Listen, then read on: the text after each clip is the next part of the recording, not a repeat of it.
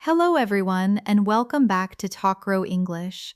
I'm Elena, your host for this lesson, and today I want to start by saying something that I mean completely and without any reservation. This video is for you, not for confident speakers, not for people who already feel comfortable in English. This video is specifically and carefully and lovingly made for the learner who knows more English than they show, who understands more than they let on, and who stays quiet in moments when they have something real and valuable to say.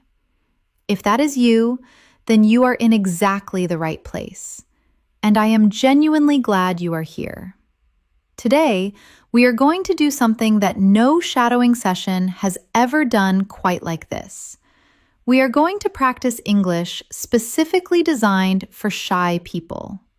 Not simplified English, not baby English, real and beautiful B1 to B2 English, but delivered in a way that understands where you are starting from.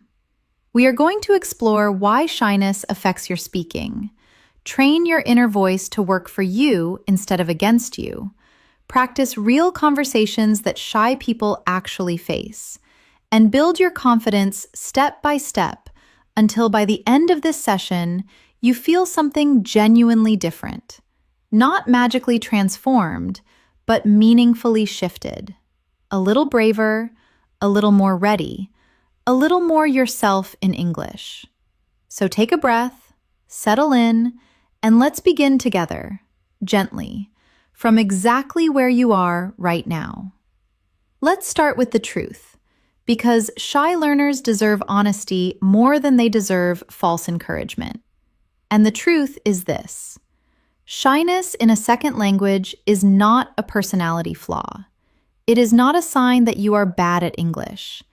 It is not evidence that you will never be fluent. Shyness in a second language is a completely natural and completely understandable response to a genuinely vulnerable situation. Think about what speaking a second language actually asks of you. It asks you to express your thoughts and your feelings and your intelligence in a code that does not yet feel fully yours. It asks you to be misunderstood and to recover. It asks you to sound different from how you sound in your first language. It asks you to perform under observation, and it asks you to do all of this in real time, with no pause button and no dictionary. That is an enormous ask, and feeling shy in the face of that ask is not weakness, it is sensitivity. And sensitivity, channeled in the right direction, is one of the most powerful qualities a language learner can have. So shadow this first truth with me. Listen, I am not shy because I am bad at English. I am shy because speaking a second language takes real courage. And courage is something I am building every single day. Shadow it. I am not shy because I am bad at English. I am shy because speaking a second language takes real courage. And courage is something I am building every single day. Say that again and really let it land. Courage is something I am building every single day. Yes, it is. And today is one more day of building it. Now, let's look more closely at what actually happens inside a shy person when they are about to speak English. Because understanding the mechanism is the first step to changing it. When a shy learner is about to speak, several things happen almost simultaneously. The brain scans for possible mistakes. The inner critic activates. The body responds with physical tension, a tightening throat, a faster heartbeat, a sudden blankness where words used to be. And in the half second before speech, the shy learner makes a calculation. Is what I am about to say good enough? Is my pronunciation correct enough? Will I be understood? Will I sound foolish? And most of the time, the answer the inner critic gives to all of those questions is no. Not good enough. Not correct enough. Not worth the risk. So the shy learner stays silent, and the moment passes. And the English that was there, waiting, returns to its quiet corner unused. Shadow this description with me. Listen. Sometimes before I speak, I feel a tightening in my throat. My mind goes a little blank. I wonder if what I am about to say is good enough. And sometimes I stay quiet instead of speaking. I know this feeling well, and I am learning to move through it rather than stop at it. Shadow it. Sometimes before I speak, I feel a tightening in my throat. My mind goes a little blank. I wonder if what I am about to say is good enough. And sometimes I stay quiet instead of speaking. I know this feeling well, and I am learning to move through it rather than stop at it. That last sentence is the key. Move through it rather than stop at it. Not eliminate the feeling, not pretend it is not there, but move through it. That is what brave speaking looks like. Not the absence of fear, but the decision to speak anyway. Let's shift our focus to the inner critic, because every shy person has one. And in a second language, the inner critic is louder than ever. The inner critic is that voice in your head that comments on everything you say before you say it and after you say it, and sometimes during. It sounds like this. Your accent is too strong. You used the wrong tense. You said that awkwardly. They did not understand you. You should have said it differently. You are taking too long to answer. You sound unnatural. And the inner critic is incredibly fast. It can deliver all of those judgments in less than a second. And the shy learner, who is already sensitive and already aware, hears every single one of them. So the first piece of inner voice training I want to do with you today is this. We're going to practice replacing the inner critic with an inner coach. Not a falsely positive voice that tells you everything is perfect when it is not, but a fair and honest and encouraging voice that tells you the truth without cruelty. Shadow this inner coach voice with me. Listen. I made a small mistake just now. That is okay. Mistakes are how I learn. The person I was talking to understood me, and that is what matters. I am going to keep going. Shadow it. I made a small mistake just now. That is okay. Mistakes are how I learn. The person understood me, and that is what matters. I am going to keep going. Now let's try another.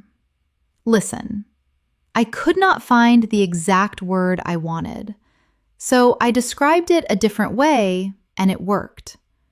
That is not a failure. That is actually a real language skill. Shadow it. I could not find the exact word I wanted, so I described it a different way, and it worked. That is not a failure. That is actually a real language skill. And one more. Listen. I felt nervous before I spoke, but I spoke anyway. And the conversation happened, and nothing went wrong. And I feel a little braver than I did 5 minutes ago. Shadow it. I felt nervous before I spoke, but I spoke anyway. And the conversation happened, and nothing went wrong. And I feel a little braver than I did 5 minutes ago. These inner coach sentences are not affirmations to be recited mindlessly.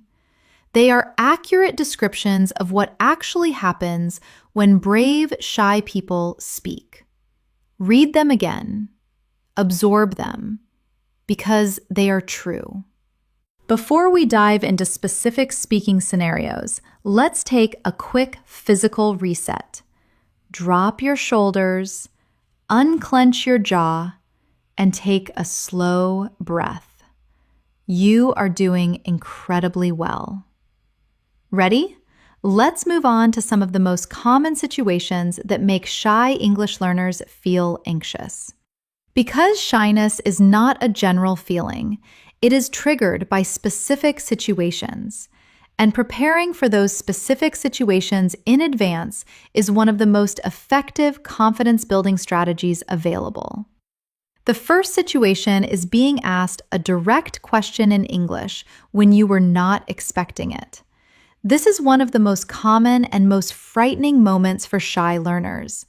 Someone turns to you suddenly and asks something, and your mind goes blank, and the silence grows, and the anxiety grows with it. So let's practice exactly this. Imagine someone has just asked you, "So what do you think about that?" You were not expecting the question. Your mind needs a moment. Shadow these buying time responses with me. Listen, that is a really interesting question. Let me think about that for a moment. Shadow it. That is a really interesting question. Let me think about that for a moment. Now another. Listen. I am not sure I have a strong opinion on that yet, but I think... Shadow it. I am not sure I have a strong opinion on that yet, but I think... Now notice something important about those two responses. They are not wrong answers. They are not confused answers. They are confident and natural responses that buy you the time you need without signaling panic or incompetence. Native speakers use them constantly, and using them yourself makes you sound not less fluent, but more fluent. Because truly fluent speakers know how to manage the pace of a conversation. Shadow 3 more buying time phrases with me. Listen. Actually, that is something I have been thinking about recently. Shadow it. Listen. I would need to think about that more carefully before I could give you a proper answer. Shadow it. Listen. That depends on a few things. Can I ask you a question first? Shadow it. These phrases are gold for shy learners.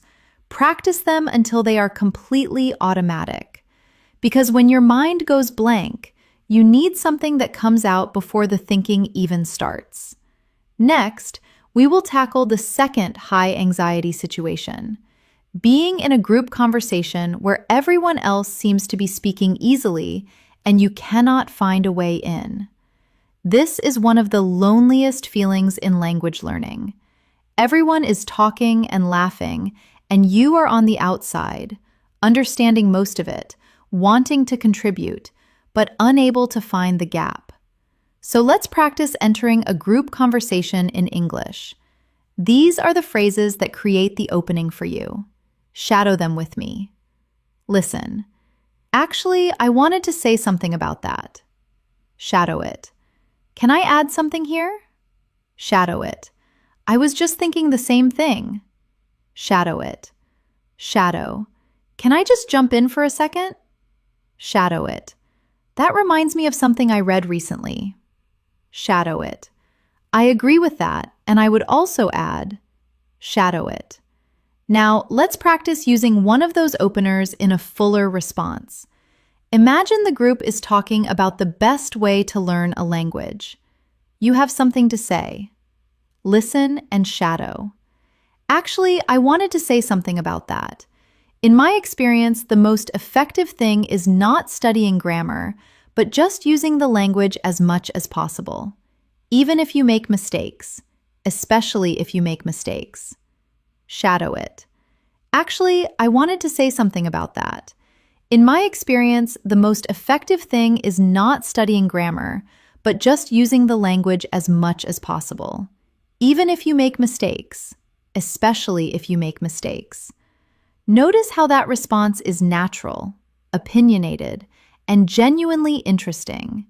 It is not a long speech. It is not perfectly structured, but it is real and it contributes something meaningful to the conversation. That is all group conversation requires. One real contribution, not a performance, just a moment of genuine presence. Another major hurdle is the third high anxiety situation, asking for help or clarification when you did not understand something.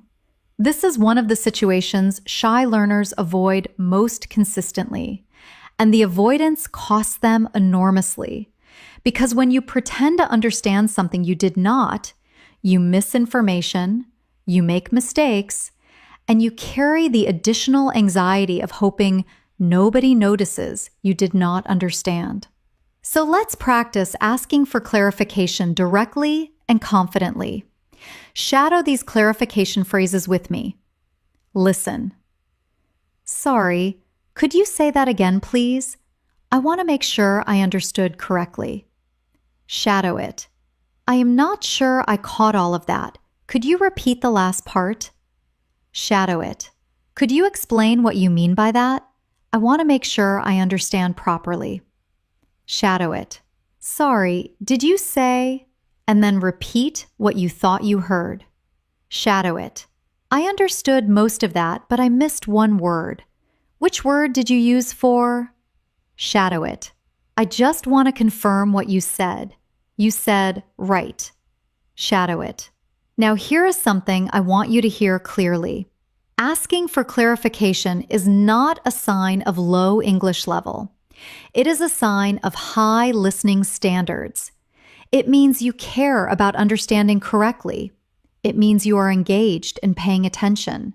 Some of the most respected communicators in any language ask for clarification regularly because they know that pretending to understand is far more costly than admitting you need a moment more. Shadow this truth with me. Listen. Asking for clarification is not weakness. It is precision. It means I care about understanding correctly, and people respect that. Shadow it. Asking for clarification is not weakness. It is precision. It means I care about understanding correctly, and people respect that. Now we are going to go deeper into inner voice training because the inner voice is where shyness lives. And transforming that inner voice, not silencing it, not fighting it, but genuinely transforming it into something that works for you rather than against you, is the most profound and lasting change a shy English learner can make. Let's start by identifying the most common things the shy inner critic says, and then replacing each one with the inner coach version. First inner critic sentence. Shadow the inner critic. My accent is terrible, and everyone notices it. Now shadow the inner coach response. My accent is part of who I am. It shows where I am from, and it does not prevent communication. The people who matter are listening to what I say, not how I sound. Shadow the inner coach again. My accent is part of who I am. It shows where I am from, and it does not prevent communication. The people who matter are listening to what I say, not how I sound. Second inner critic sentence. Shadow the inner critic. I always use the wrong grammar, and it makes me sound stupid. Now shadow the inner coach response. My grammar is not perfect yet, but it is good enough to communicate clearly, and communication is the entire point of language. Perfection is not required for connection. Shadow the inner coach again. My grammar is not perfect yet, but it is good enough to communicate clearly, and communication is the entire point of language. Perfection is not required for connection. Third inner critic sentence. Shadow the inner critic. Nobody wants to wait for me to find my words. I am too slow. Now shadow the inner coach response. Taking a moment to find the right words shows that I am thoughtful and careful with language. The people worth talking to will wait, and the ones who will not wait are not worth rushing for. Shadow the inner coach again. Taking a moment to find the right words shows that I am thoughtful. The people worth talking to will wait, and the ones who will not wait are not worth rushing for. Fourth inner critic sentence. Shadow the inner critic. I said something wrong just now, and everyone is judging me. Now shadow the inner coach response. I said something imperfectly. It happened. It is over. The conversation continued. Nobody is thinking about my mistake as much as I am, and I am going to let it go right now. Shadow the inner coach again. I said something imperfectly. It happened. It is over. The conversation continued. Nobody is thinking about my mistake as much as I am, and I am going to let it go right now. These inner coach replacements are not about lying to yourself. Every single one of them is factually accurate. Accents do not prevent communication. Good enough grammar does work. Thoughtful speakers are respected. And other people genuinely are not thinking about your mistakes as much as you are. The inner coach is not optimistic. The inner coach is simply more accurate than the inner critic. Moving forward, we're going to build confidence step by step through a series of real conversation scenarios. Because confidence is not something you feel before you act. Confidence is something you build by acting. Every conversation you have in English, however imperfect, however brief, however nervous, adds one more brick to the foundation of your confidence. So let's practice those conversations now, in the safety of this session, where there is no judgment, no one watching, no consequence for imperfection, just you and the language, and the gradual and genuine building of your brave English voice. Our first conversation scenario is introducing yourself to someone new. Shadow this self-introduction with me. Listen. Hi, my name is, and I am from. I have been learning English for a few years now, and I really enjoy it, even though it can be challenging sometimes. I am happy to meet you. Shadow it. Hi, my name is, and I am from. I have been learning English for a few years now. I enjoy it, even though it can be challenging. I am happy to meet you. Notice how that introduction is honest and warm and completely natural. It even mentions that English can be challenging, and that honesty makes it more human and more relatable, not less impressive. Now let's add a follow-up sentence for when the other person responds warmly.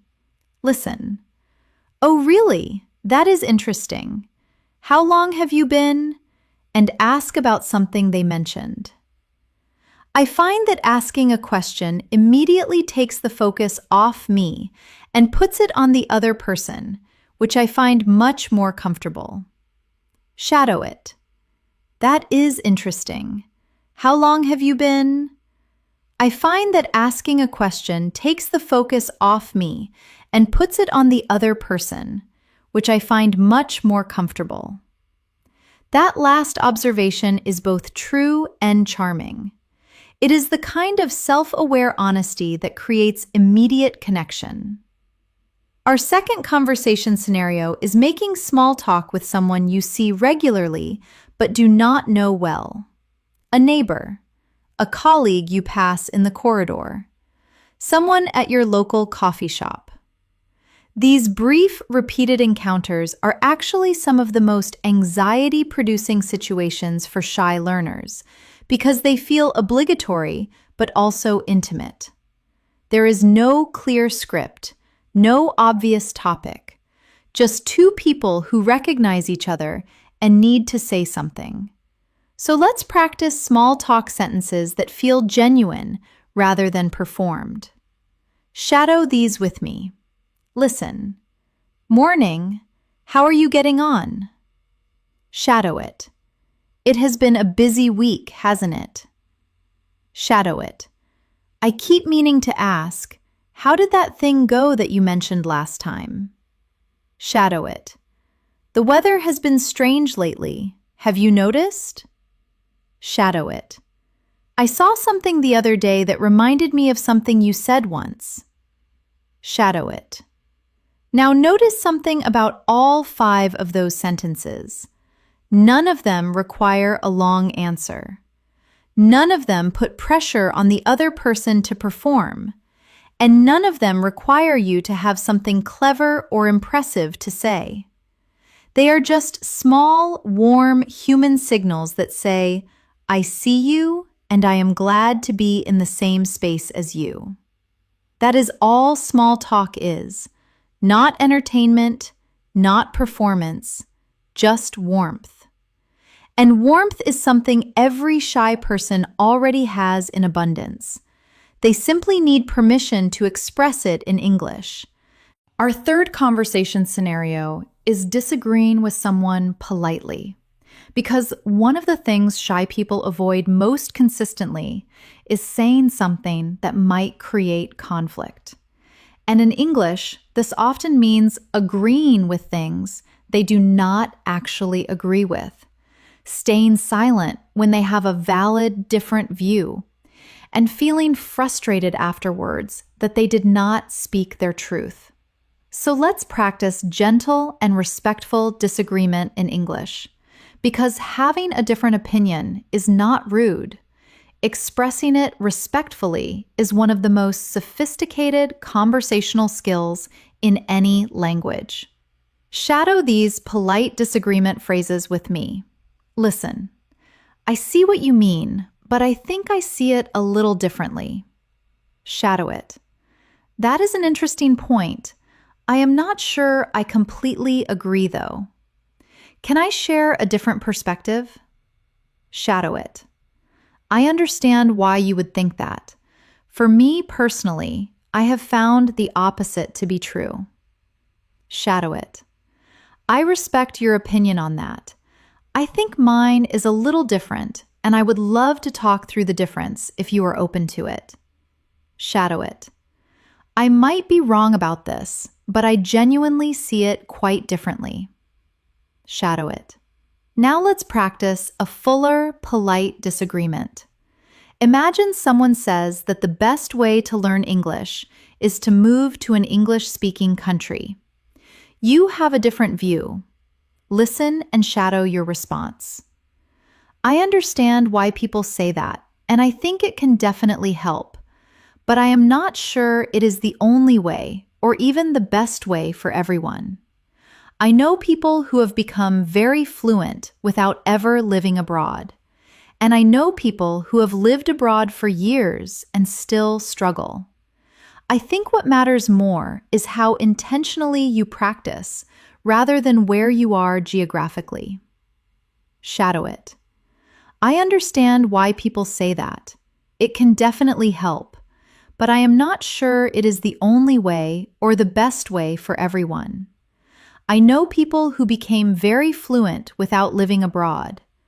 I think what matters more is how intentionally you practice rather than where you are. That response is thoughtful, confident, backed by evidence, and completely respectful of the other person's view. It does not attack, it does not apologize. It simply and calmly offers a different perspective. That is brave English, and you just practiced it. Our fourth conversation scenario is expressing a feeling or emotion in English.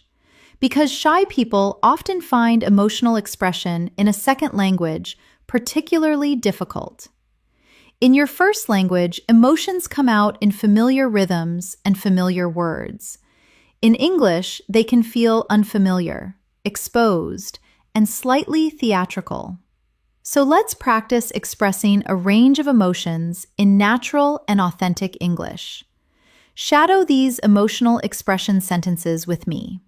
Listen, I have to be honest. I am feeling a little overwhelmed at the moment. Shadow it. I am actually really excited about this, more than I expected to be. Shadow it. I feel quite conflicted about this decision. Part of me wants one thing, and part of me wants another. Shadow it. I am not going to pretend I am not disappointed. I am. But I am okay, and I will figure it out. Shadow it. I am genuinely proud of myself for doing that. It was hard, and I did it anyway. Shadow it. Something about this situation makes me a little uncomfortable. I am not sure exactly why yet. Shadow it. Now notice the quality of emotional vocabulary in those sentences. Overwhelmed, conflicted, disappointed, uncomfortable, proud, excited. These are not basic emotions. They are nuanced and honest and human. And expressing them in English is one of the most powerful things you can do because it makes you real to the person you are talking to. Not a language learner performing English, but a full human being communicating genuinely in English. That is what fluency really is. Not perfect grammar, but authentic human expression. Shadow this definition of fluency with me. Listen. Fluency is not speaking perfectly. Fluency is expressing myself honestly and being understood. I am already more fluent than I think. Shadow it. Fluency is not speaking perfectly. Fluency is expressing myself honestly and being understood. I am already more fluent than I think. Let's build on the confidence we have been developing and try some longer and more sustained conversations. Because one of the characteristics of shyness is that it is easier to manage in short bursts. A brief answer, a quick exchange. But sustaining a longer conversation, staying present and engaged for several minutes, contributing repeatedly to an ongoing exchange. This is where shy learners often begin to run out of steam and retreat back into silence. So let's practice sustained conversation English. The first sustained conversation we are going to practice is talking about something you care about, something you know well. Because the best antidote to shyness in conversation is genuine interest. When you are talking about something that genuinely matters to you, the words come more easily, the anxiety quietens, and your natural enthusiasm takes over from the inner critic. So choose something you love, a hobby, a passion, a topic you find fascinating, and shadow these sustained conversation sentences that could apply to almost any topic you care about. Listen, I have been really interested in this for a few years now. It started almost by accident. I came across it without really expecting to, and it just clicked for me. Shadow it. I have been really interested in this for a few years now. It started almost by accident. I came across it, and it just clicked for me. Now continuing. Listen. What I love about it is that there is always more to learn. Every time I think I understand it fully, I discover something new that changes my perspective completely. Shadow it. What I love about it is that there is always more to learn. Every time I think I understand it fully, I discover something new that changes my perspective. Now, let's add a personal story element. Listen, I remember the first time I really felt it. I was just sitting quietly on my own, and something about it moved me in a way I had not expected. It is hard to explain exactly, but that was the moment I knew this was something I genuinely cared about. Shadow it. I remember the first time I really felt it. I was sitting quietly on my own, and something about it moved me. It is hard to explain, but that was the moment I knew I genuinely cared about it. These sentences work for talking about music, art, cooking, sport, nature, books, film, or any passion you hold. They are emotionally honest, naturally structured, and sustain a conversation beautifully because they invite the other person to share their own experience in return. Next, we will practice a sustained conversation about a more neutral, everyday topic.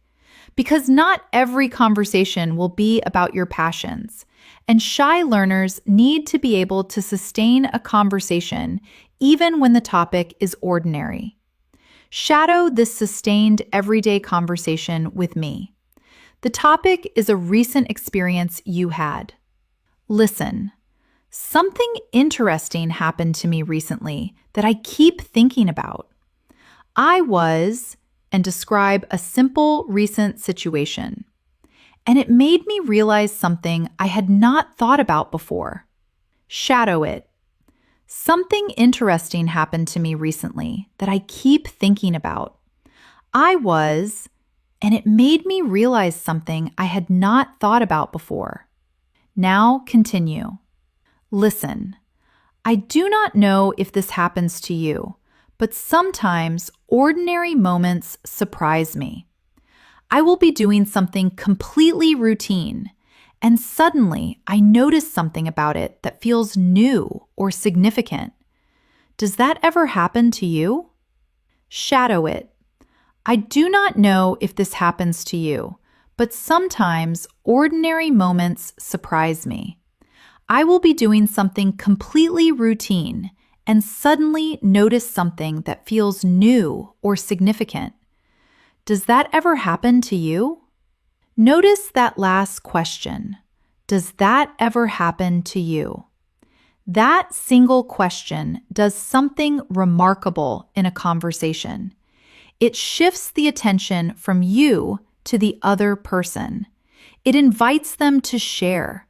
It creates connection through shared experience. And for shy learners, asking a genuine and curious question is often the most natural and most comfortable contribution they can make to a conversation. So let's practice some genuinely curious questions that sustain conversation naturally. Shadow these with me. Listen. What made you first interested in that? Shadow it. How long have you been doing this? Shadow it. What has been the most surprising thing you have learned about it? Shadow it. Do you think that is something most people experience, or is it more specific to you? Shadow it. What would you do differently if you were starting again from the beginning? Shadow it. These questions are warm, specific, and genuinely interesting. And asking one of them in any conversation gives the other person something real to engage with and buys you the most natural and comfortable pause in the world. The pause of listening. We are now going to navigate one of the most specific and most needed conversation areas for shy English learners. Navigating social situations at events or gatherings where you do not know many people.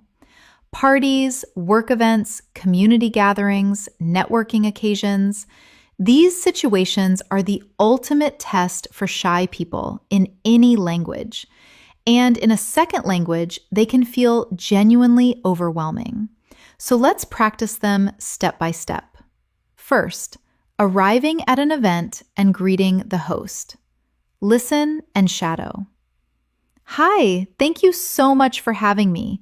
I have been looking forward to this. You have a lovely home. Shadow it.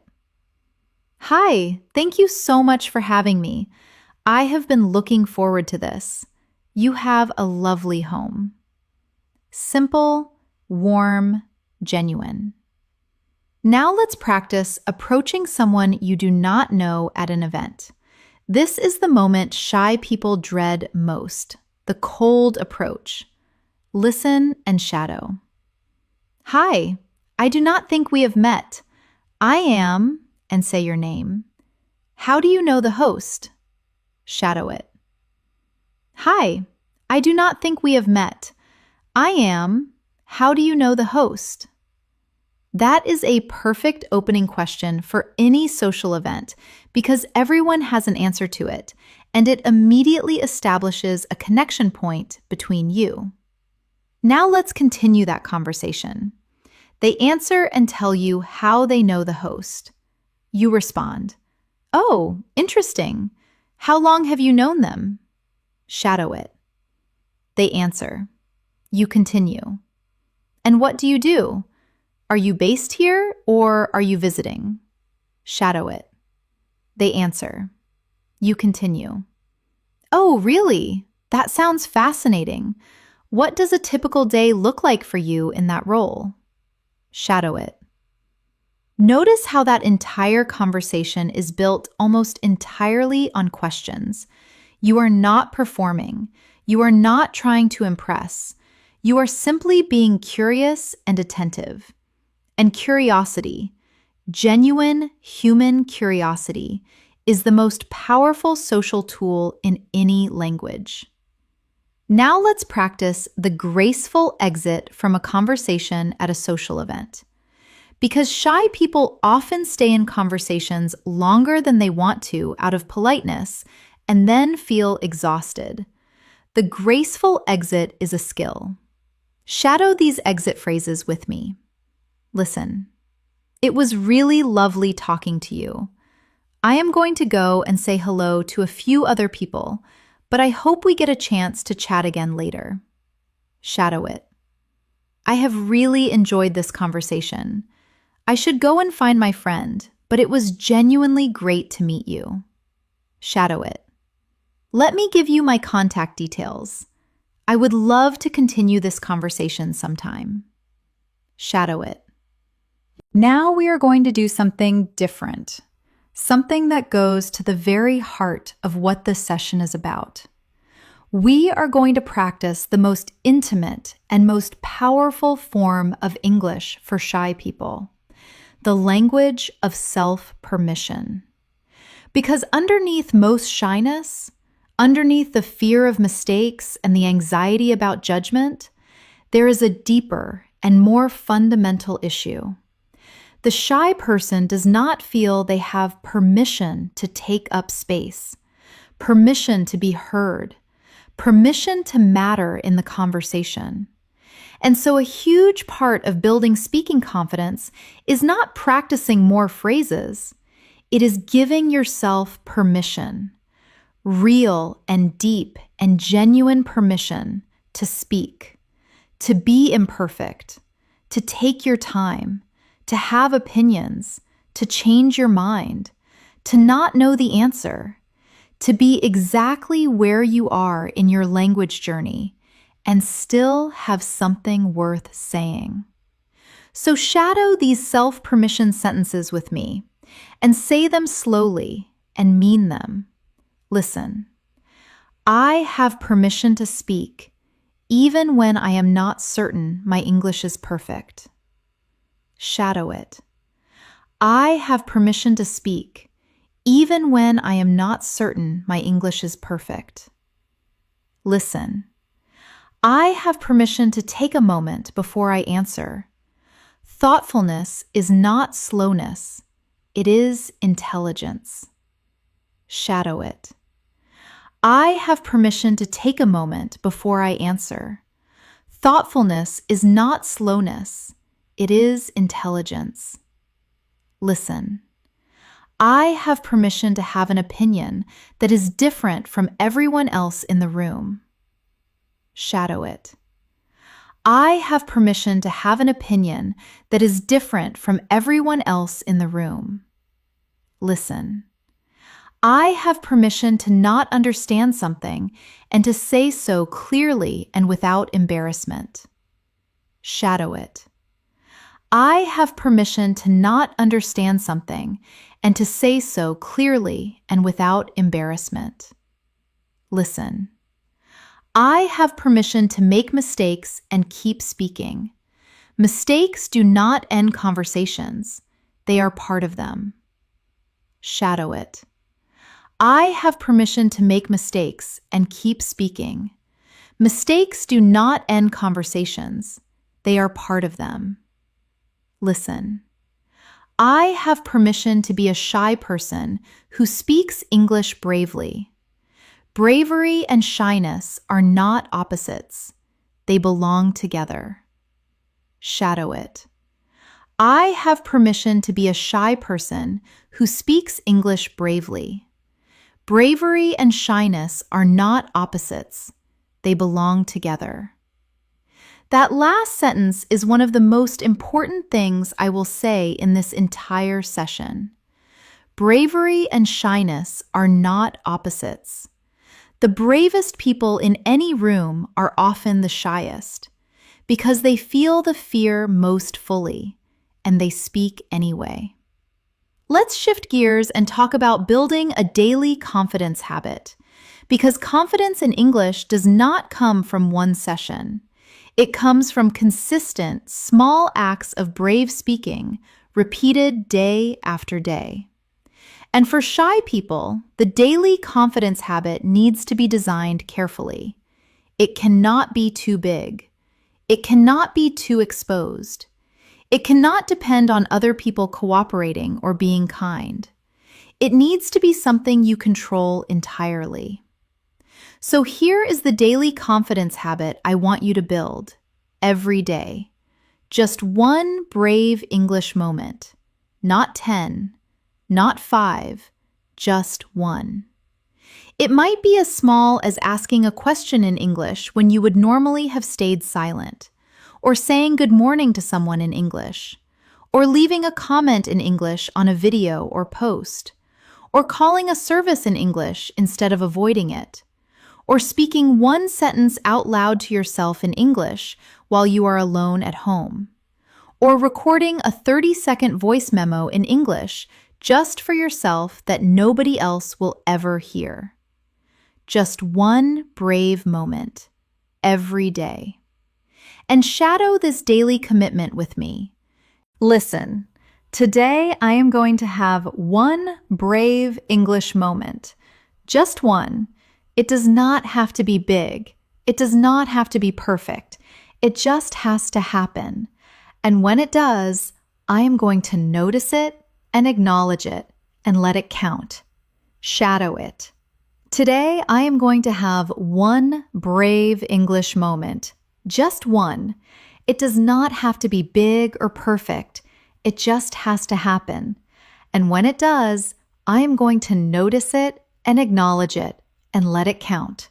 Now let's add the most important part of the daily confidence habit, the acknowledgement.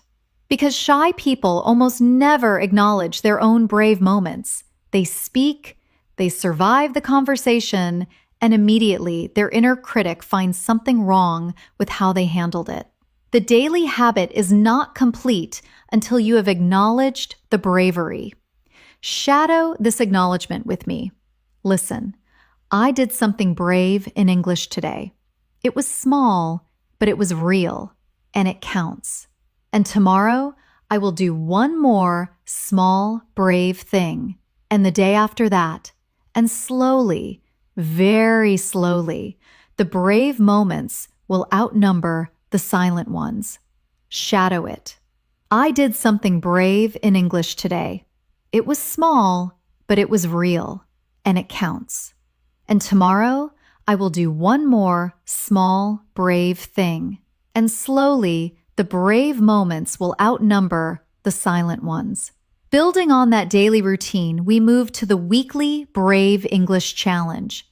Because once the daily habit is established, the weekly challenge adds one additional layer of intentional growth. Each week, you choose one slightly bigger, brave English moment than the ones you have been doing daily. Something that stretches you just a little beyond your current comfort zone. Just one. And you do it once during the week. Shadow these weekly challenge sentences with me. Listen, this week my brave English challenge is to start a conversation with someone I do not know well. Just a short one, just a beginning. Shadow it.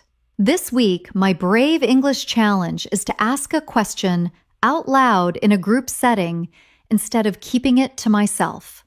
Shadow it. This week, my brave English challenge is to call somewhere in English instead of sending an email. Shadow it. This week, my brave English challenge is to share my opinion on something in English, even when I am not certain everyone will agree. Shadow it. Each of those weekly challenges is one rung higher on the confidence ladder, one brave moment larger than yesterday. And the shy English learner who takes one brave step every week for a year is a completely different speaker at the end of that year than they were at the beginning. Not because their grammar improved, but because their relationship with speaking changed. Because they learned that the fear does not go away, but that speaking despite the fear becomes a habit, and habits change everything. Another crucial area that most English courses never address is the physical experience of shyness. Because shyness is not just a mental experience. It lives in the body. And until you learn to work with your body rather than fight against it, the mental practice alone will only take you so far. When a shy person is about to speak English in a challenging situation, the body responds with real and measurable physical signals.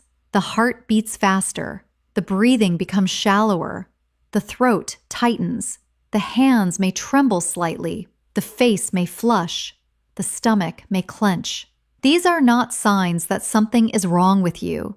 They are signs that your nervous system is taking the situation seriously. And there is actually something almost beautiful about that. Your body is responding to speaking English the way it responds to something that matters. And speaking English does matter to you. That is why you are here. So let's practice working with these physical signals rather than being controlled by them. The single most powerful physical tool for shy speakers is the breath. A slow, deliberate breath before speaking does several things simultaneously. It lowers the heart rate slightly. It relaxes the throat. It gives the brain a fraction of a second more to organize the first words, and it signals to your nervous system that you are safe. So shadow this pre-speaking breath practice with me. Listen. Before I speak, I take one slow breath. Not obviously, not dramatically, just one quiet, deliberate breath that says to my body, we are okay. We are safe. And then I speak. Shadow it. Before I speak, I take one slow breath, quiet and deliberate. It says to my body, we are okay. We are safe. And then I speak.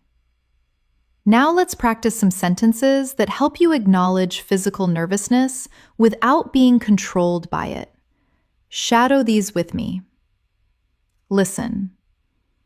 I notice I am feeling nervous right now. That is okay.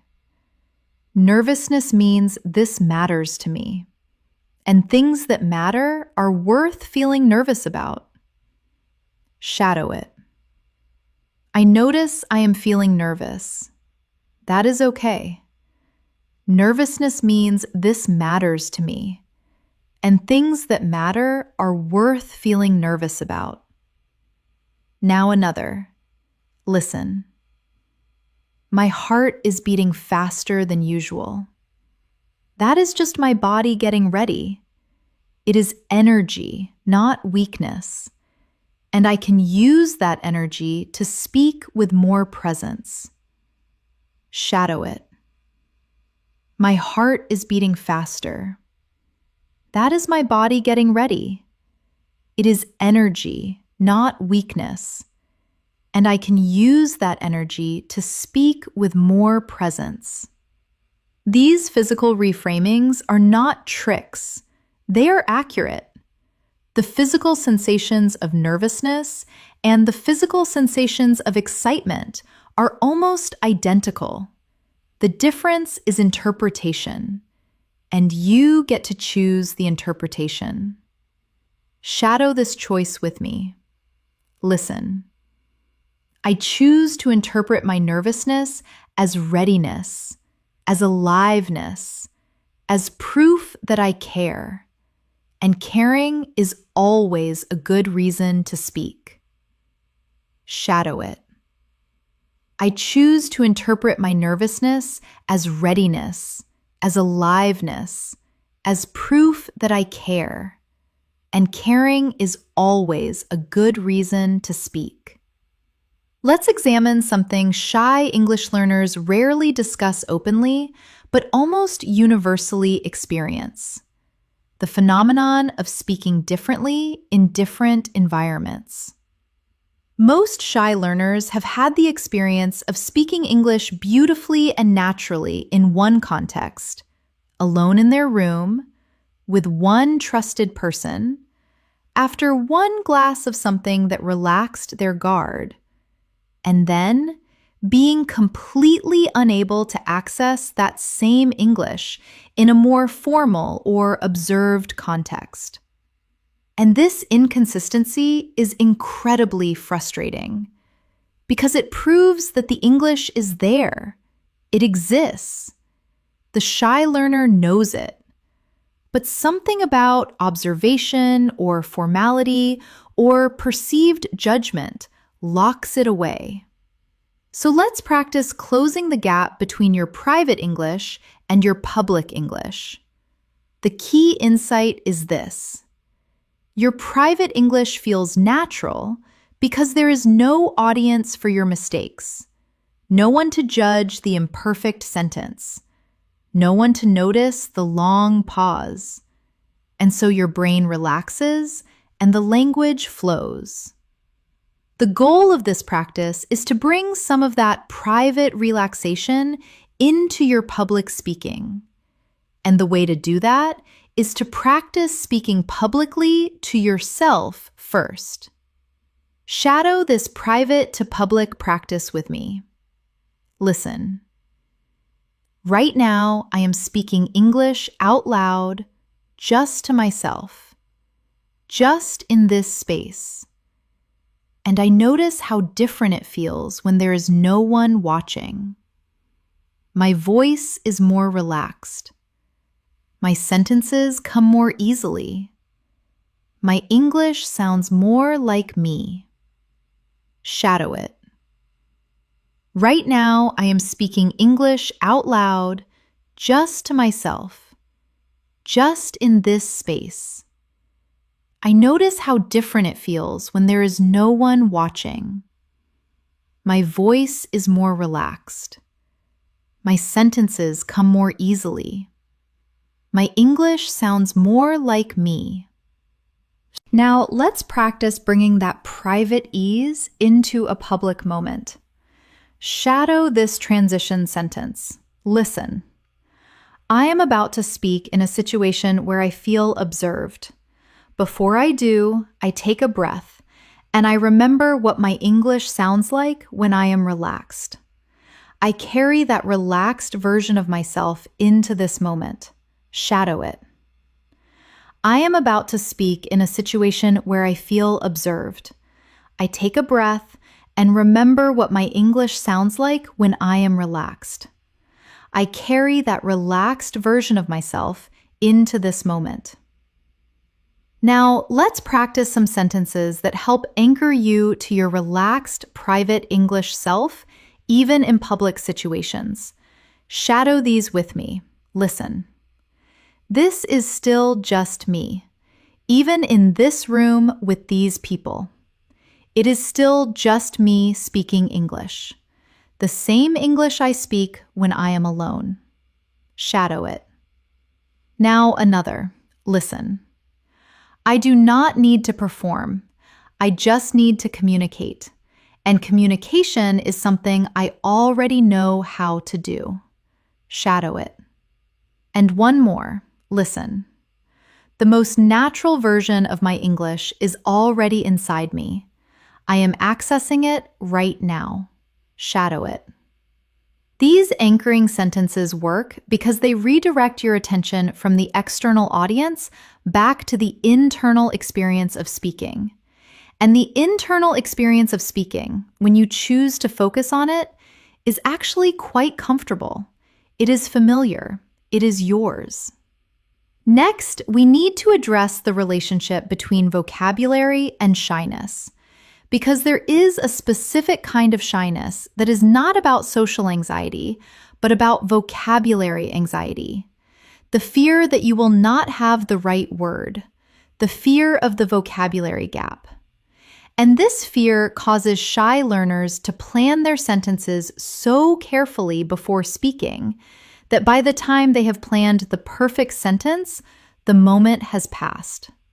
So let's practice the single most important vocabulary skill for shy English speakers, the skill of approximation. Approximation means getting close enough to communicate even when you do not have the exact word. It means using the language you have to describe the language you need. And it is one of the most sophisticated and most underrated skills in all of language learning. Shadow these approximation sentences with me. Listen. I do not know the exact word for this in English, but it is something like, and describe it. Shadow it. Now another. Listen. The word I am looking for is similar to, but slightly different. It means, and explain the meaning. Shadow it. And another. Listen. In my language, we have a word for this that does not translate exactly. The closest I can get in English is shadow it. And another. Listen. I know there is a better word for this, but right now I am going to use, and choose the nearest word you know. Shadow it. Now let's practice a full approximation sequence.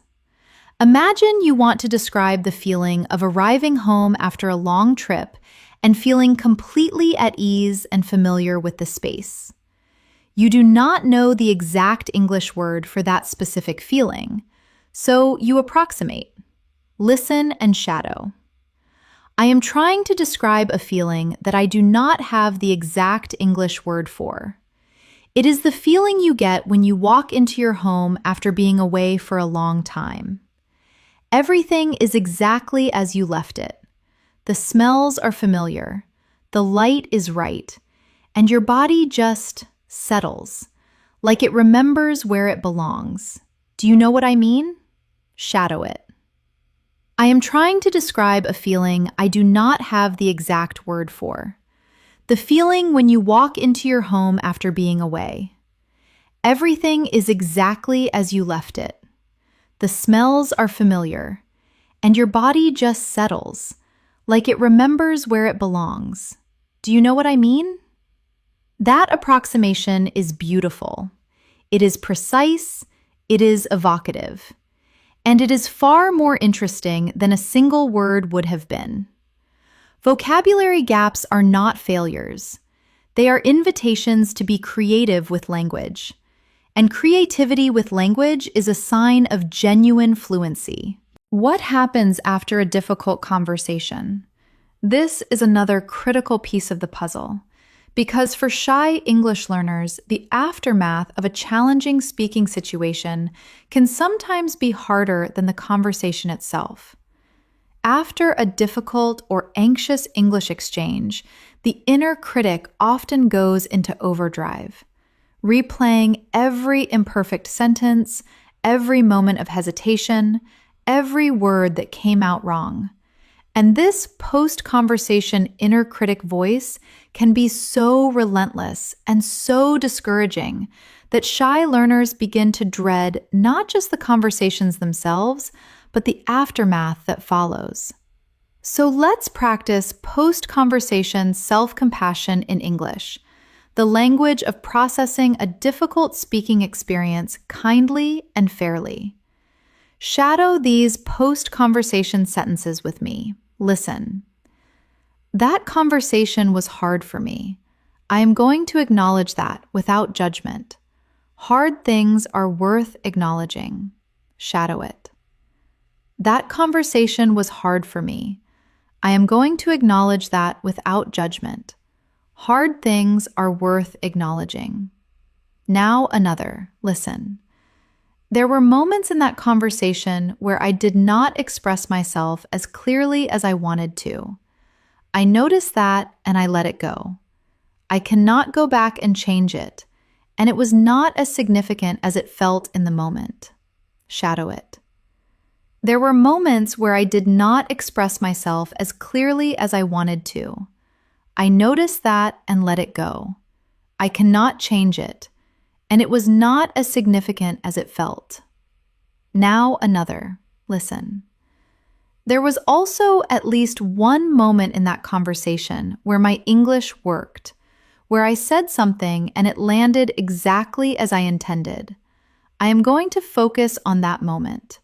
I am going to learn from it, and I am going to remember it next time. Shadow it. There was at least one moment where my English worked, where I said something and it landed exactly as I intended. I am going to focus on that, learn from it, and remember it next time. And one final post-conversation sentence. Listen. I had that conversation. It was imperfect, and the world did not end. Nobody thinks less of me for having imperfect English, and I am proud of myself for showing up. Shadow it. I had that conversation. It was imperfect, and the world did not end. Nobody thinks less of me for imperfect English, and I am proud of myself for showing up. These post-conversation sentences do something critically important. They interrupt the rumination cycle before it gains momentum, because the energy you spend criticizing a conversation that is already over is energy that could be building your confidence for the next one. Moving on, let's discuss finding your people, because one of the most powerful things a shy English learner can do is find the environments and the people where their English flourishes most naturally. Not every English environment is equally welcoming for shy people. Some conversations are fast and competitive and reward the loudest voice. Those environments will feel crushing to a shy learner, regardless of their English level. But other conversations are slower and more thoughtful and reward depth and listening and genuine engagement. And in those environments, shy learners often thrive extraordinarily. So part of building your English confidence is not just practicing harder in difficult environments. It is also choosing more wisely which environments to prioritize. Shadow these environment-choosing sentences with me. Listen.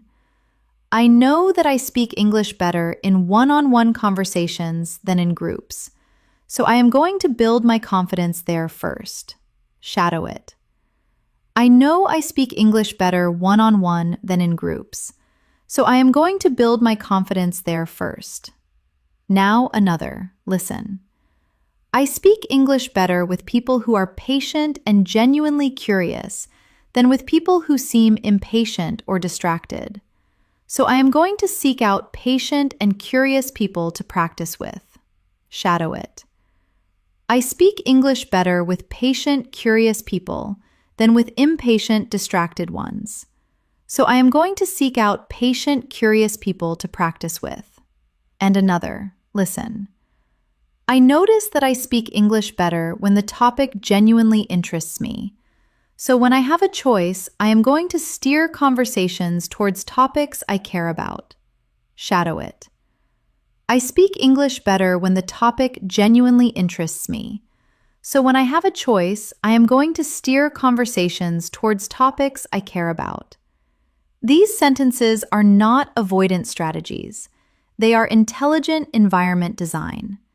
The shy learner who knows their own patterns and designs their practice environment around those patterns builds confidence far faster than the shy learner who forces themselves into the most uncomfortable situations they can find and then wonders why the confidence is not growing. We are now going to practice speaking English about shyness itself. Because one of the most liberating things a shy English learner can do is talk about their shyness openly and honestly in English. Not as an apology or an excuse, but as a simple and honest self-description. And the moment you can describe your own shyness clearly and without shame in English, you have taken much of its power away. Shadow these self-description sentences with me. Listen. I am quite a shy person by nature. I tend to observe and listen before I contribute to a conversation. Shadow it. Now another. Listen. I sometimes need a little more time than others to find the right words. I appreciate conversations that have space for that. Shadow it. And another. Listen. I feel more comfortable in one-on-one conversations than in large groups. That is just how I am wired, and I have made peace with it. Shadow it. And one more. Listen. I have been working on my English confidence for a while now. I am better than I used to be, and I am still improving. I find that being honest about the journey makes the journey easier. Shadow it. I have been working on my English confidence for a while. I am better than I used to be and still improving. Being honest about the journey makes the journey easier. These self-descriptions are disarming in the most positive sense. When you name your shyness honestly and without embarrassment, you remove the awkwardness that shy people often sense around themselves. You make it easy for others to be patient with you, and you model the kind of self-aware and grounded honesty that people find genuinely refreshing. Let's address a very specific form of English anxiety that affects shy learners in a particular way: digital and telephone English. Because in the modern world, a huge amount of English communication happens through screens and speakers, video calls, voice messages, phone calls to services, online meetings, and written messages that need to sound confident and natural. And for shy learners, these digital formats can sometimes feel even more anxiety-producing than face-to-face conversation. A phone call is terrifying because you cannot see the person, and you cannot use body language or facial expressions to help bridge any gaps in understanding. A video call is terrifying because you can see yourself on screen, and the self-observation amplifies every moment of hesitation. And written messages in English carry their own anxiety because they feel permanent and examinable in a way that spoken conversation does not. So let's practice each of these digital formats directly. First, let's practice starting a phone call confidently. Shadow these phone call openers with me. Listen. Hello, this is, and say your name. I am calling about, and state your reason clearly. Shadow it. Now another. Listen. Good morning. I wonder if you could help me. I am trying to find out. Shadow it. And one more. Listen. Hi. I hope I have reached the right department. I have a question about. Shadow it. Now let's practice the most common moment of phone call anxiety, when you do not understand what the other person said. Shadow these phone comprehension phrases. Listen. I am sorry. Could you repeat that, please? I did not quite catch it. Shadow it. Could you speak a little more slowly, please? I want to make sure I understand correctly. Shadow it. I think I understood most of that. Could you just confirm and ask about the specific part you missed? Shadow it. Now, let's practice ending a phone call smoothly. Listen. Thank you so much for your help. That is everything I needed. Have a good day. Goodbye. Shadow it. I really appreciate your time. I think I have everything I need now. Thank you and goodbye. Shadow it. These phone call sentences are clean, calm, and completely appropriate for any service call in any English-speaking country. Now, let's practice one specific video call situation. The moment when there is a technical problem and you need to address it. Listen and shadow. I am so sorry. I think there might be a connection issue on my end. Can you hear me clearly? Shadow it. I lost you for a moment there. Could you repeat the last thing you said? Shadow it. I apologize for the background noise. Let me describe what you are doing to fix it. Shadow it. These technical recovery phrases are remarkably useful because every video call eventually has a technical moment. And having those phrases ready means you handle the interruptions smoothly and professionally, rather than panicking in silence. Next, we will focus on written English confidence. Because many shy learners spend enormous amounts of time rewording and second-guessing their written English messages. They write something, delete it, rewrite it, read it back 10 times, and still feel uncertain before sending. So let's shadow some confident message-sending principles and the phrases that go with them. Shadow these written English confident sentences. Listen. I am going to send this message without rewriting it a 5th time. It communicates what I need to communicate, and that is enough. Shadow it. I do not need my written English to be perfect. I need it to be clear and kind. It is both of those things. Shadow it. If there is a small error in this message, the person receiving it will understand what I mean and will not think less of me. Shadow it. Now, let's practice some natural written English phrases that shy learners often struggle to write confidently. Shadow these message-starting phrases. Listen. I hope this message finds you well. Shadow it. I am writing to ask about. Shadow it. I wanted to reach out because. Shadow it. I hope you do not mind me messaging. Shadow it. I have been meaning to write for a while, and I am finally doing it. Shadow it. Now, some message closing phrases. Shadow these. Listen. Please let me know if you need any more information from me. Shadow it. I look forward to hearing from you. Shadow it. Thank you for taking the time to read this. Shadow it. I appreciate your patience with my English. It is still a work in progress. Shadow it. That last phrase is worth pausing on. I appreciate your patience with my English. It is still a work in progress. That sentence is both honest and charming. It disarms any judgment before it can form. It shows self-awareness without apology, and it invites warmth rather than criticism.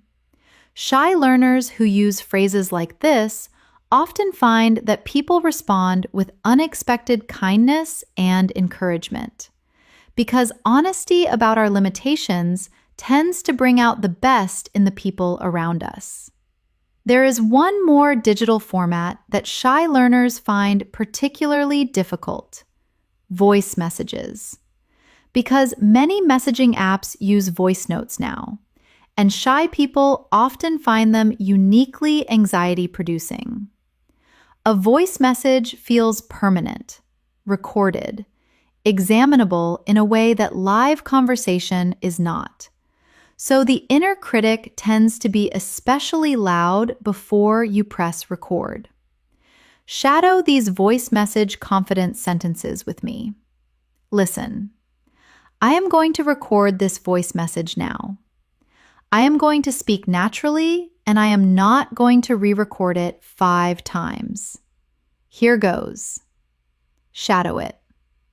The person receiving this message cares about what I am saying, not about how polished it sounds. Shadow it. It is okay if I pause or self-correct. That is what real speech sounds like, even for native speakers. Shadow it. I pressed send. It is done, and it communicated what I needed to communicate. That is all a voice message needs to do. Shadow it. Those 4 sentences together form a complete voice message confidence ritual. Read before pressing record. Press record, speak, press send, done. No 5th take required. You have absorbed a lot of information today. Before we move into our final exercises, give yourself another quick physical reset. Take a sip of water, close your eyes for just a second, and let the tension leave your body. You are doing beautifully. Now, let's explore one of the most underrated and most powerful practice tools available to every shy English learner. Speaking to yourself in English. Not in your head, out loud. In your own voice, in your own space, where nobody is listening and nobody is judging. Because one of the reasons shy people struggle so much in real conversations is that their English only ever gets practiced in observed and pressured conditions. They never speak English in a relaxed and private way. They never hear what their own natural English sounds like when the anxiety is absent. And so the relaxed version of their English never gets developed. Speaking to yourself in English every day for even 5 to 10 minutes is one of the most transformative habits a shy learner can build. It trains your English in a zero-pressure environment. It makes your voice comfortable with the sounds and rhythms of English. And it develops the habit of thinking in English rather than translating from your first language. So let's practice some self-talk English together. Shadow these sentences that you might say to yourself during a normal day. Listen. Right. What do I need to do today? I have a few things on my list. Let me go through them one by one. Shadow it. Right. What do I need to do today? A few things on my list. Let me go through them one by one. Now another. Listen. I am going to make myself a cup of tea and then sit down and focus for an hour. I always think more clearly after tea. Shadow it. I am going to make myself a cup of tea and then sit down and focus for an hour. I always think more clearly after tea. Now another. Listen. That was a really interesting thing I heard today. I want to think about it more. The part that surprised me most was shadow it. That was a really interesting thing I heard today. I want to think about it more. The part that surprised me most was, and one more. Listen. I am feeling tired today.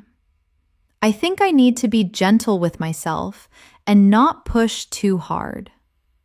Tomorrow I will have more energy. Shadow it. I am feeling tired today. I need to be gentle with myself and not push too hard. Tomorrow I will have more energy. These self-talk sentences are quiet and intimate and completely private. And practicing them every day builds an English inner life. A genuine internal landscape where English is the natural medium of your own thinking and feeling and noticing. And that internal English landscape is the foundation of everything. Because the shy person who has a rich and practiced English inner life is never truly without words in public. They always have somewhere to reach back to, a familiar and comfortable English voice that is entirely their own. Next, we will climb what I call the confidence ladder. Let me describe the 5 rungs of the confidence ladder and shadow a sentence for each one. Rung 1. Speaking English alone. This is the foundation. Talking out loud to yourself in English. Narrating your day. Shadowing videos. Reading aloud. No audience, no judgment, pure practice. Shadow this rung 1 sentence. Listen. Every day I speak English out loud to myself. It feels safe and natural, and it is where my confidence is built first. Shadow it. Every day I speak English out loud to myself. It feels safe and natural. It is where my confidence is built first. Rung 2. Writing English to one trusted person. A friend, a language partner, someone who knows you are learning and will respond with patience. Shadow this rung 2 sentence. Listen. I have someone I write to in English regularly. They understand I am learning, and in that safe space, my English comes out more freely than anywhere else. Shadow it. I have someone I write to in English regularly. They understand I am learning, and in that safe space, my English flows more freely. Rung 3. Speaking English with one trusted person. A language exchange partner, a friend who speaks English, anyone who makes you feel safe. Shadow this rung 3 sentence. Listen. In one-on-one conversation with someone I trust, my English is closest to what it actually is. Relaxed and real and genuinely mine. Shadow it.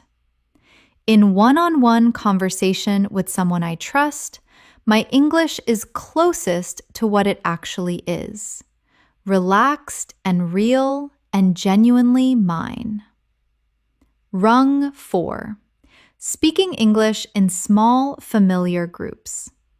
Work meetings with known colleagues. Study groups. Regular social gatherings with people you recognize. Shadow this rung 4 sentence. Listen.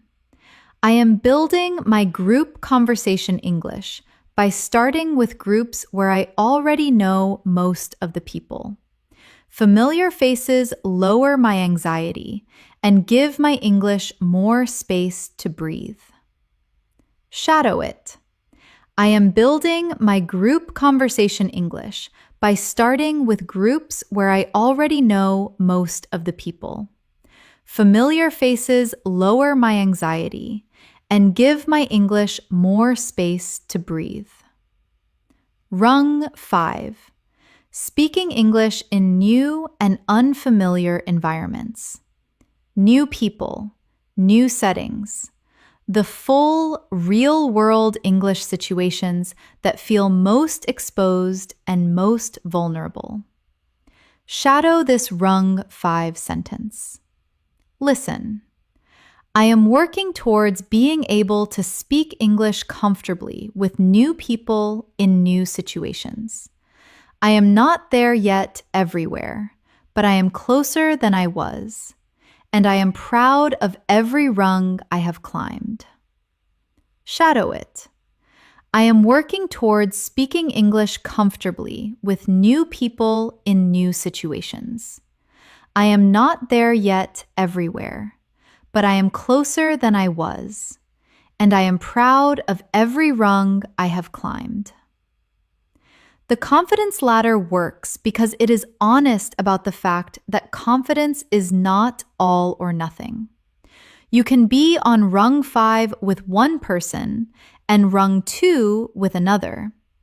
You can be on rung 4 on a good day and rung 1 on a hard day. And all of that is normal and human and completely okay. The only direction that matters is upward, one rung at a time. Let's shift our focus to the language of encouragement, because shy English learners need to hear encouragement not just from others, but from themselves. And one of the most transformative practices a shy learner can build is a habit of genuinely encouraging their own progress. Not toxic positivity, not pretending struggles do not exist, but real and warm and specific acknowledgement of how far they have come. Shadow these self-encouragement sentences with me and really mean them. Listen. A year ago, I could not have done what I just did in this session. I have grown more than I sometimes let myself see. Shadow it. A year ago, I could not have done what I just did in this session. I have grown more than I sometimes let myself see. Now another. Listen. The fact that I understand this much English, that I can follow this entire session without struggling, is remarkable. I forget to acknowledge that. Shadow it. The fact that I understand this much English and can follow this entire session without struggling is remarkable. I forget to acknowledge that. And another. Listen. I spoke English today. Maybe just a little. Maybe just in this practice session. But I spoke it. And every time I speak it, I make it slightly more mine. Shadow it. I spoke English today. Maybe just in this practice session, but I spoke it. And every time I speak it, I make it slightly more mine. And one final one. Listen. I am doing something most people never do. I am learning to express myself in a second language. That takes more courage than most people will ever know. And I am doing it. Shadow it. I am doing something most people never do. I am learning to express myself in a second language. That takes more courage than most people will ever know. And I am doing it. Let that last sentence stay with you. You are doing something most people will never attempt, and you are doing it every time you show up for a session like this one. We are now going to try something that shy English learners need but rarely get: pressure practice. Not because pressure is good for shyness, but because real life creates pressure, whether we are ready for it or not. And practicing under mild, simulated pressure in a safe environment like this one is far better preparation than only ever practicing in perfect conditions. So I am going to give you a series of rapid-fire shadow sequences. These are faster than the rest of the session. The gaps between the listen and shadow instruction are shorter. This trains your brain to access English quickly, the way you will need to in a real conversation. Ready? Let's go. Listen. Could you introduce yourself, please? Shadow it. My name is, I am from, and I have been learning English for a while. It is something I really enjoy. Listen. What do you do for work or study? Shadow it. I am currently, and describe your situation. I find it challenging, but also very rewarding. Listen. What do you enjoy doing in your free time? Shadow it. I enjoy, and name something you love. I find it helps me relax and recharge. Listen. What do you think about that idea? Shadow it. That is an interesting point. I see some real advantages to it, although I would also consider. Listen. How long have you been learning English? Shadow it. I have been learning for years now. I have improved a lot, but I still have plenty to work on. Listen. Do you prefer living in a city or in the countryside? Shadow it. I think I prefer because, but I can also see the appeal of. Listen. What is your opinion on working from home? Shadow it. I have mixed feelings about it, actually. On one hand, on the other hand, listen. Tell me something interesting about your culture. Shadow it. Something that I think people find interesting is, it is quite different from what most people expect. Notice how every single one of those responses is natural, complete, and completely manageable at B1 to B2 level. None of them required perfect grammar. None of them required advanced vocabulary. They required only the willingness to speak, and you just did, every single one of them. That is pressure practice. That is brave speaking. And you handled it. Now let's do one final round of pressure practice with slightly more complex responses. This time, the questions are deeper. Ready? Listen. What is the most important lesson you have learned in your life so far? Shadow it. That is a big question. I think the most important lesson for me has been that progress is rarely visible while it is happening. You only see how far you have come when you look back. Listen. If you could change one thing about the world, what would it be? Shadow it. I would want people to be more patient with each other. So much conflict comes from not taking the time to truly understand another person's perspective. Listen. What does success mean to you personally? Shadow it. For me, success is not about achievement in the traditional sense. It is more about feeling genuinely connected to the people around me and the work I do. Listen. What is something you are proud of that most people would not know about? Shadow it. I am proud of the fact that I kept learning English even when it was hard and I felt like giving up. That persistence means more to me than any test result. Shadow it again with real feeling. I am proud of the fact that I kept learning English even when it was hard and I felt like giving up. That persistence means more to me than any test result. Notice that last answer. It is about you, about this journey, and it is completely true.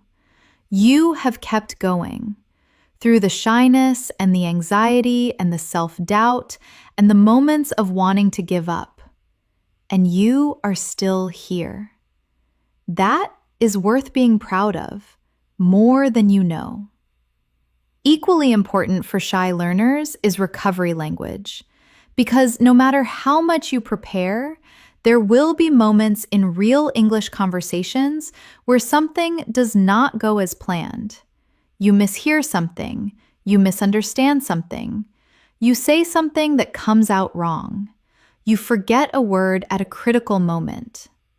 These moments of conversational turbulence are inevitable for every speaker of every language.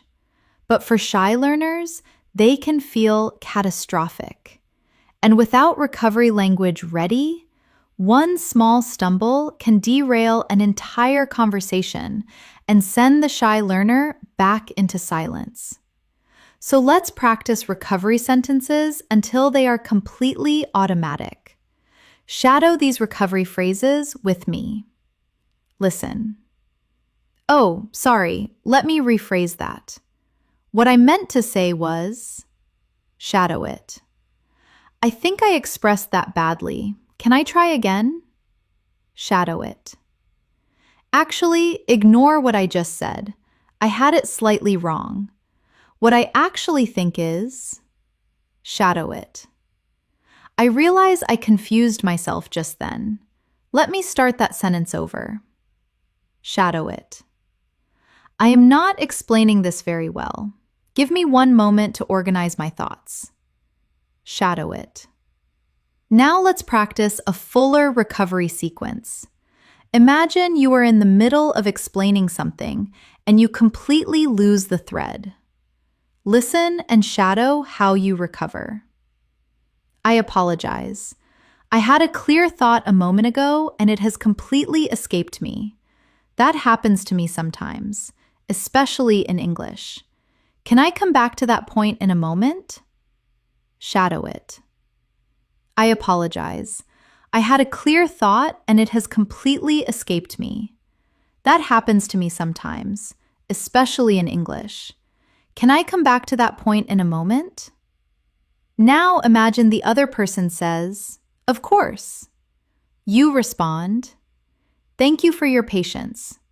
Okay, what I was trying to say is, and you find the thread again, or you take the conversation in a slightly different direction. Shadow it. Thank you for your patience. What I was trying to say is, these recovery sequences are not signs of failure. They are signs of resilience. And the shy learner who can recover from a stumble and continue speaking has achieved something genuinely remarkable.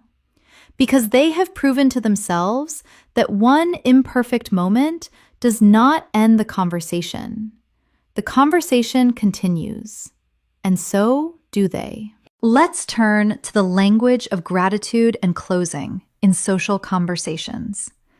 Because shy learners often feel the most anxious at the very end of a conversation.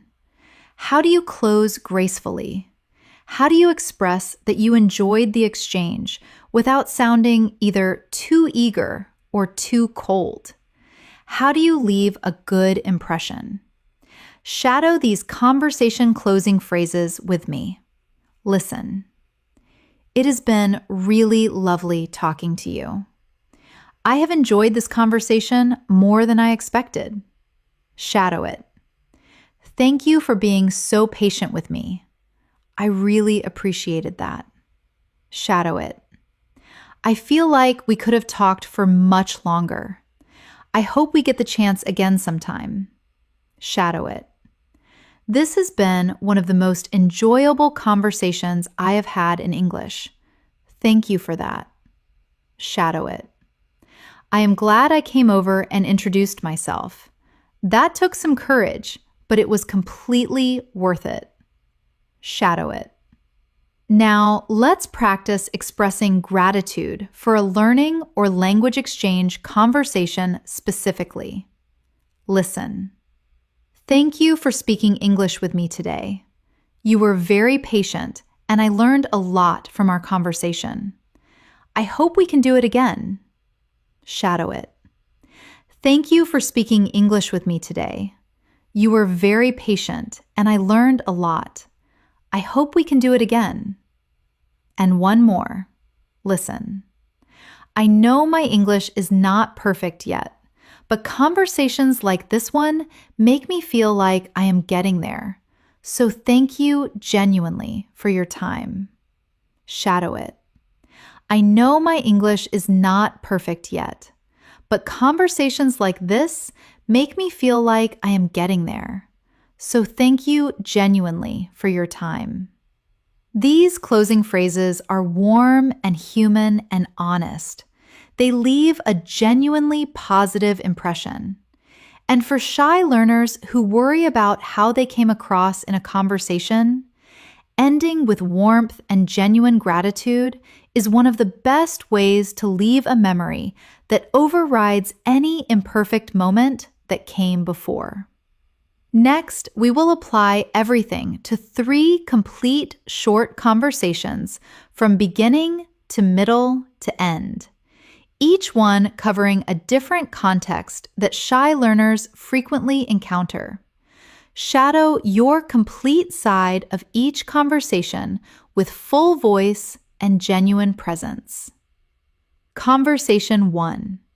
Meeting a new colleague at work for the first time. They say good morning and introduce themselves. Your response. Good morning. It is lovely to meet you. I have heard your name mentioned a few times already. How are you settling in? They say they are settling in well and ask how long you have been with the company. Your response. I have been here for about 2 years now. It feels like longer, but in a good way. I really enjoy it here. The team is wonderful. Are you based in this office full-time, or do you work remotely sometimes? They answer, and the conversation continues naturally. Your closing. I will let you get on, but it was really lovely to meet you properly. I am sure we will be chatting more as the weeks go on. Shadow the full exchange now. Good morning. It is lovely to meet you. I have heard your name mentioned already. How are you settling in? I have been here about 2 years. I really enjoy it. The team is wonderful. Are you based here full-time, or do you work remotely? I will let you get on, but it was lovely to meet you properly. I am sure we will chat more. Conversation 2. Asking for directions from a stranger. Excuse me, I am really sorry to bother you. I am looking for, and name a place or street. Am I going in the right direction? They give directions. You respond. Oh, perfect.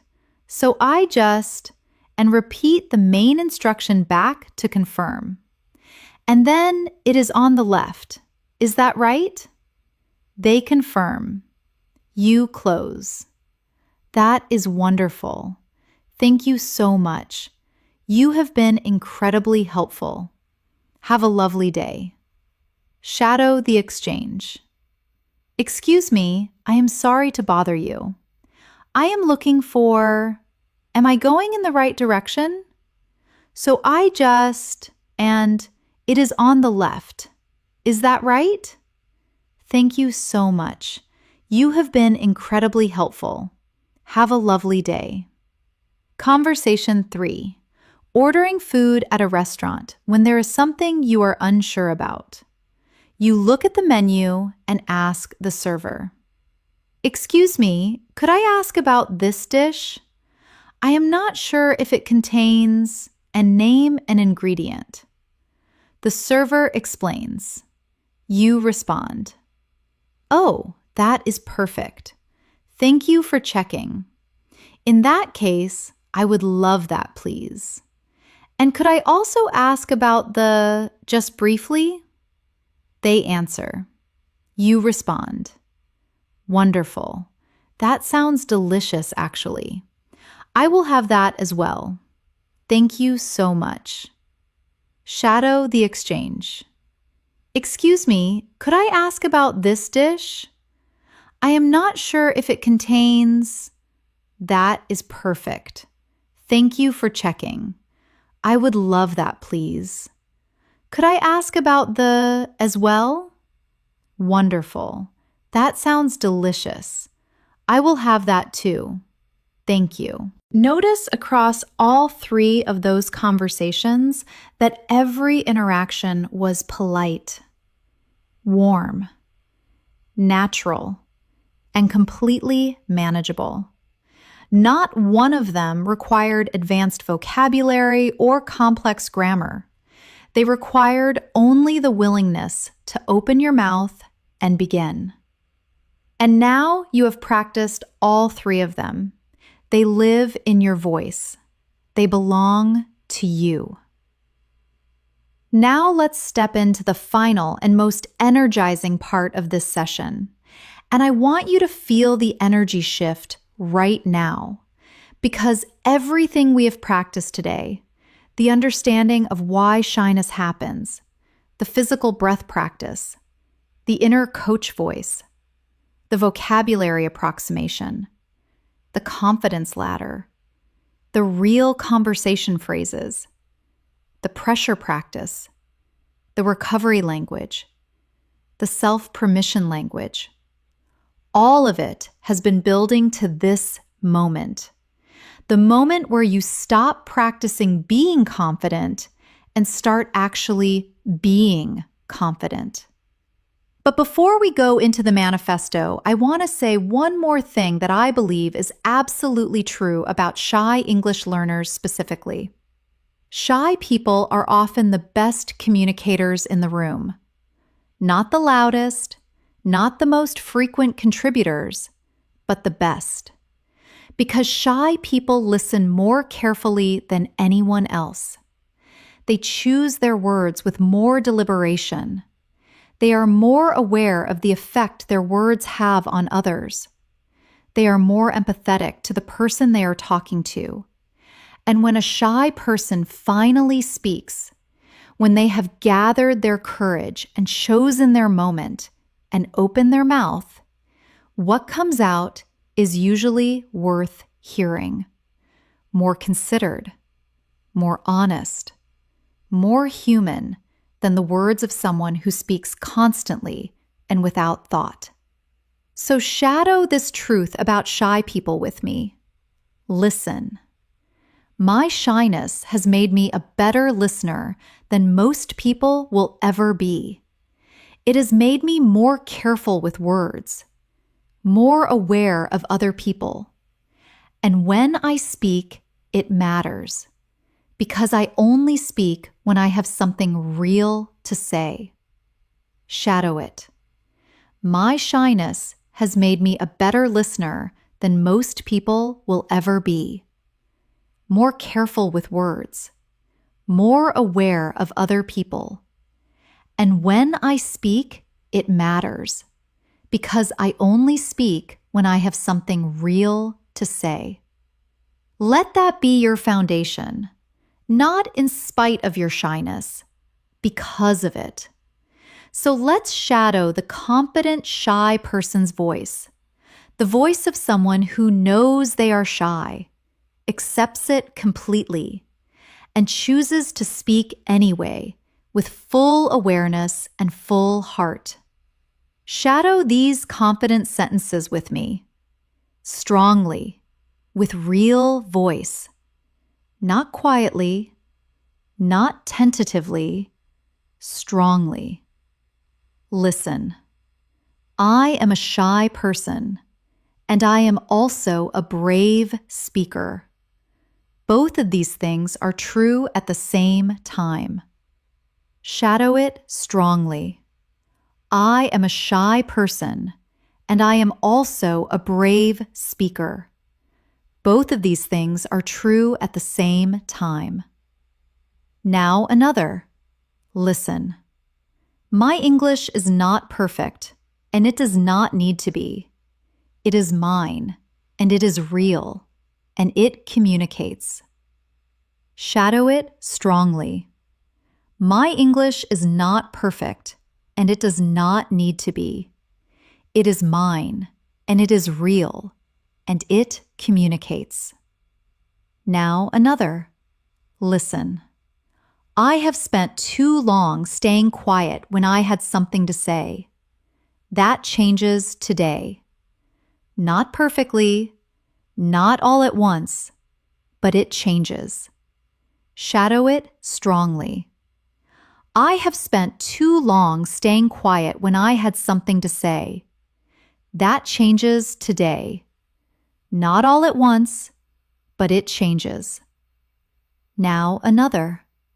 Listen. Every time I speak, even imperfectly, I become slightly more fluent. Fluency is built in moments of imperfect, brave speech, not in moments of silence. Shadow it strongly. Every time I speak, even imperfectly, I become slightly more fluent. Fluency is built in moments of imperfect, brave speech, not in moments of silence. And one final one. Listen. I am not waiting until my English is perfect to start speaking. I am speaking now, imperfect and present and real. And that is more than enough. Shadow it strongly. I am not waiting until my English is perfect to start speaking. I am speaking now, imperfect and present and real. And that is more than enough. We will now do one final extended shadowing sequence to close this session.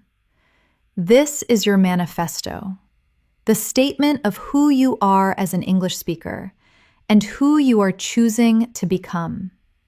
Shadow it in full, with real voice, with genuine presence, because you have earned every single word of it. Listen. I am a learner who has sometimes stayed quiet when I had something to say. I have felt my throat tighten before a conversation. I have heard my inner critic tell me my English was not good enough. I have avoided situations because the anxiety felt too large. And I am still here. I showed up for this session. I shadowed every sentence. I practiced the inner coach voice. I gave myself permission. I practiced pressure exercises and recovery language and 3 complete real conversations. That is not the behavior of someone who cannot speak English. That is the behavior of someone who is becoming braver every single day. I am a shy person, and I speak English anyway. Not because the fear is gone, but because the language matters more than the fear. Because what I have to say matters more than the fear. Because the people I want to connect with matter more than the fear. My shyness has made me a careful listener and a thoughtful speaker. Those are gifts, and from today, I am building one brave English moment every single day. One moment at a time. One conversation at a time. One imperfect, beautiful, real sentence at a time. Shadow it. I am a learner who has sometimes stayed quiet when I had something to say. I have felt my throat tighten. I have heard my inner critic. I have avoided situations because the anxiety felt too large. And I am still here. I showed up. I practiced.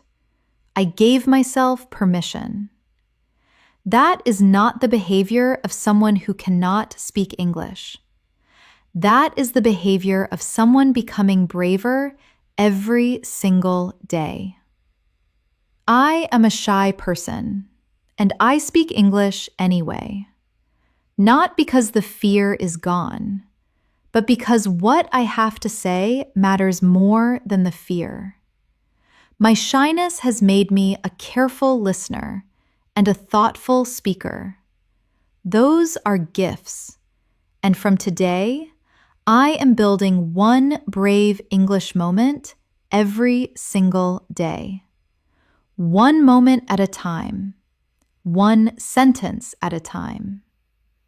You have completed English for Shy People, and I want to say something to you directly before we finish, something I mean with complete sincerity.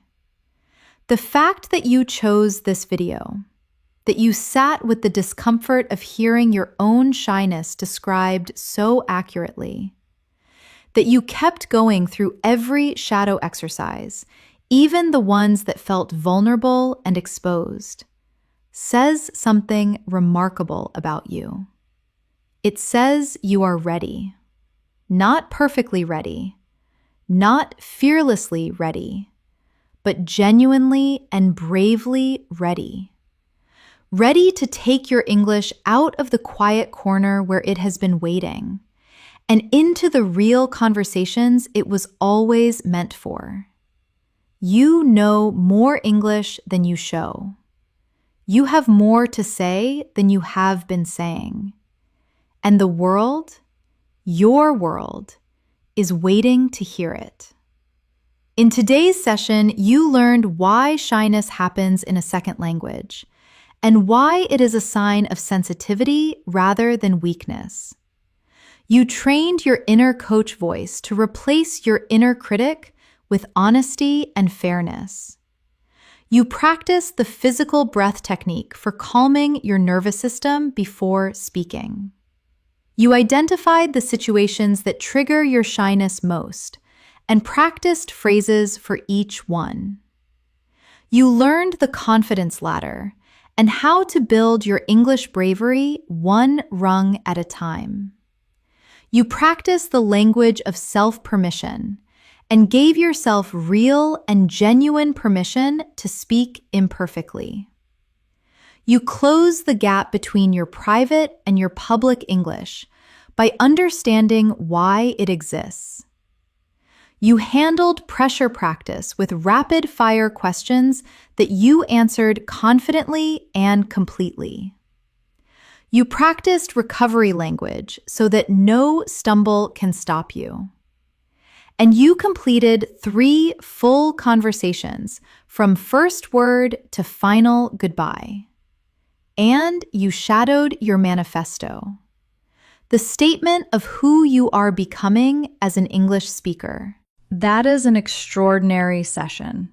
And the fact that you sat through all of it tells me everything I need to know about your commitment to this language. So one final thing before you go. Tomorrow, when you wake up, before you reach for your phone, before the day takes over, shadow just one sentence from today. Any sentence, the one that stayed with you most. Say it out loud in your own voice, and let that be your one brave English moment of the day. Then, do it again the next day, and the day after that. One brave moment at a time, one sentence at a time. That is how shy people become fluent. Not in a single dramatic leap, but in 1,000 small, quiet acts of courage that nobody else sees, but that change everything from the inside out. You are a shy person, and you speak English anyway. Please subscribe to English in Moments and turn on your notifications so you never miss a new lesson. We are here every single day with content made specifically for learners like you. Thoughtful, real, patient, brave, and always completely in your corner. Keep speaking, keep shadowing, keep being exactly who you are in English. I will see you in the next lesson.